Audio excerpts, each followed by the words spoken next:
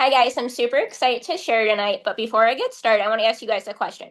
Who here is feeling stuck? Who here is feeling like they're spinning all their wheels, they're posting on Facebook, and they're not getting anywhere?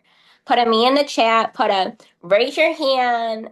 No, I've been there. No, Pam has been there because I talked to Pam about this last year. I was so frustrated. I'm like, well, what am I doing wrong? And Pam was like, you know how to fix it, go to work. So I was like, okay, Pam, you're right. I know how to fix this. So what you're going to learn tonight is you are going to invest in yourself and you're going to give yourself permission to work because the only thing that you can truly control on social media is you. You can control your attitude on social media by what you're posting, and you can control that you're actually posting and doing something. But the likes, the comments, the engagement, the party datings, the orders, those are going to come when you put in the work. But I cannot control who's going to order from what post. But I can control that I'm actually showing up and posting. And that's something that I've struggled with the past couple of years because life happened. I couldn't be on video. So it's really hard for me to pivot. But then at the end of last year in December, I decided to, for the next 60 days, I want you guys to write this down. For 60 days, I want you to give yourself permission to post on your personal page every single day. Does not matter what you're posting, but you need to post consistently for 60 days. And here's why, and I'm going to show you the numbers real fast. In December, I ended with $1,500 in sales, which you're probably saying, well, that's pretty good. But for me, it wasn't Nikki's standard, and it wasn't what I heard in the back of my head from, we're going to call you Mommy Pam, because you're like the Tupper mom. And in the back of my head, when I started, you said you had to have 4,000 a month. And in the back of my mind, that's just what I thought the minimum was. Like, I didn't understand that you could have less than that. Like, I just thought that was the minimum that you were supposed to have. So that's what I aimed for. I'm like, I have to have that or more. So I was like, okay, I'm not there. And I really wasn't there at all last year for the past couple of years with everything happening. And then when I decided to go all in at the end of January, I was at 3,000 in sales. I'm like, okay, I'm getting there, but I'm still not there yet. So I just need to keep plugging along. And that's the part where really probably told Pam and Ellen and my mom, I'm ready to quit. Like, I'm doing all the things. I'm seeing some momentum, but I'm not getting there. And in the back of my mind, I was like, you know what? If I was still coaching, I would not let my students quit. I'd be like, I know it's hard right now, but go try again. Go do it again. Go do it again. It's what I kept telling my students. And they would make fun of me. They're like, Nikki, I just did it. I'm like, yeah, go do it 5 more times. Because probably the same thing like Pam did with her kids in baseball or cheerleading. You didn't just do the stunt once. You didn't just hit the ball once. Go do it again. Go do it again. Go do it again. So it's the same thing on social media. Go post again. Go post again. Go post again. So when you're there, you're probably saying, well, Nikki, love this idea of posting consistently, but I don't have time. I can tell you, Pam can tell you, I truly do not have time to fit something else into my day at this point, but I can fit content in of what I'm already doing. So in Tupperware, we have an amazing opportunity here. We're not like we're selling clothes or makeup where we have to get done up every time. We're probably cooking for our family or taking our big tea on the go every single day. So guess what? That is content literally built into your day where you just have to take a picture or a video. So Pam, next slide, please. So one way you can do this is snapping those photos on the go. With Pam's challenge right now, this is a super fun one you can do with your big T. So the one photo actually has the big T. And my mom took this photo for me when she was at work. She's like, look what I packed today for lunch. And I took my big T. So that's something fun. So if you're packing for lunch, take a picture. If you're packing your kids' lunch before you put in a lunchbox, snap a quick picture of it. Say, look what I'm packing today. What are you guys packing? Because then not only are you showing Tupperware and showing up to feed the algorithm, you're also getting lunch ideas and you're adding value because how many moms wouldn't want more lunch ideas when everyone's sharing what people are packing? And then this is a picture when my papa was here. We took him on vacation.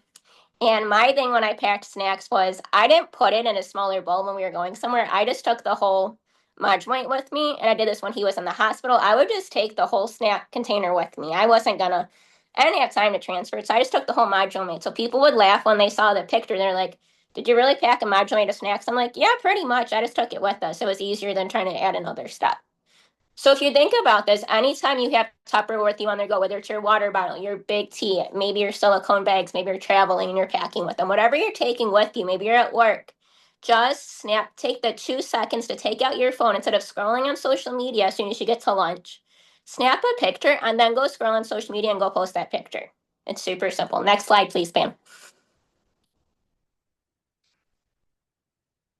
And the same concept is when you're making dinner.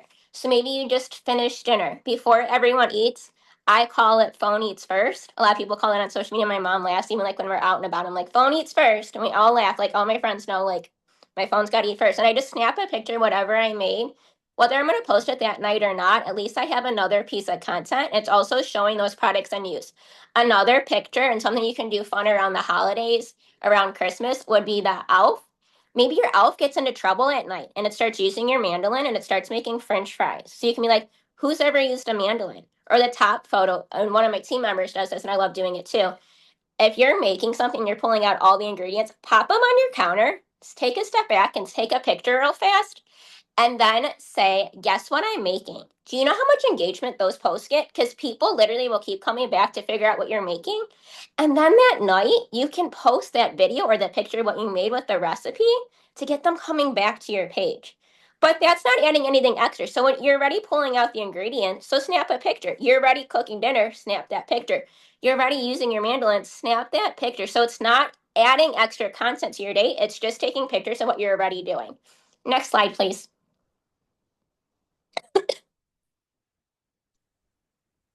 And you want to show your products in action. So instead of just posting another catalog picture or stock photo of the fridge smarts, they're neat.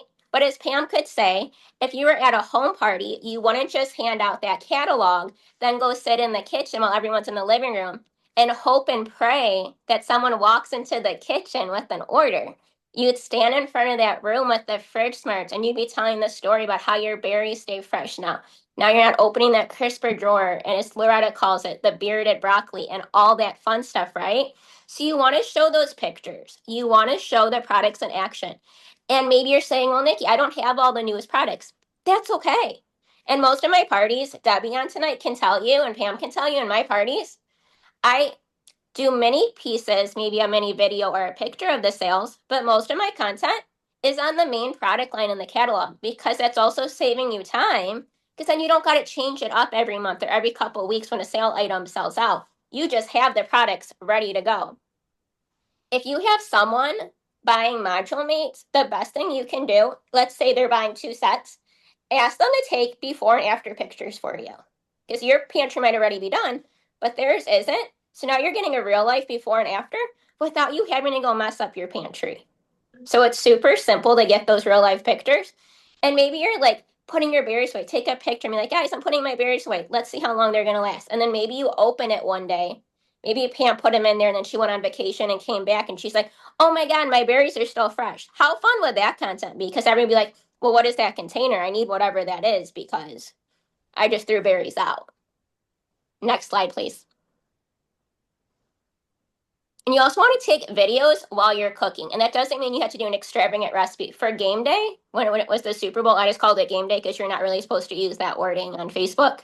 So we just made garlic butter bites in the glass where it was just frozen dinner rolls, chopped up the cheese sticks that the kids take for lunch, folded it over and put garlic butter and popped it in the oven for 15 minutes. And people were like, well, I need to make that. And I was like, it was super simple. So you don't need over the top.